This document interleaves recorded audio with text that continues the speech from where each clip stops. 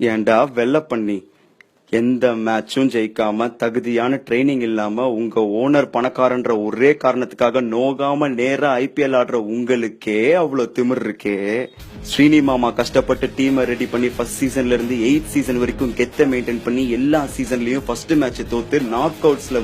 முழுகி ஃபேன்ஸோட ஆசையை நிறைவேற்றுறதுக்கு பேட்டிங் ஒரு ட்ரைனிங், பவுலிங் ஒரு ட்ரைனிங், ஃபீல்டிங் ஒரு ட்ரைனிங் டெய்லி பிராக்டிஸ் பண்ணி அதுக்கு நடுவுல ஸ்ரீனி மாமாவை கோர்ட்டா அலைய விட்டு செமி ஃபைனல்ஸ் போறதுக்கு நைட் எல்லாம் கண் முழிச்சு பிராக்டிஸ் பண்ணி 6 ஓவர்ல செஞ்சுரி அடிச்சு அந்த மேட்சையும் தோத்து கப்ப ஜெயிக்க முடியாம அம்பானி மால்யா கொடுக்கிற தொல்லையும் அவமானத்தையும் தாங்கிக்கிட்டு எங்க டீம்ல நிறைய பிளேயர்ஸ் யூஸ்லெஸ்ஸா இருந்தாலும் ஸ்ரீனி மாமா சொத்தை அடக வச்சு தமிழ்நாடு மக்களை விசில் போட வச்சு 2 சீசன் கப்ப ஜெயிச்சு 10ஆவதுன்னு ஒரு சாம்பியன்ஸ் லீக் ஜெயிச்சு ஆடுற ஒவ்வொரு பாலும் நாங்க சிக்ஸா அடிச்சு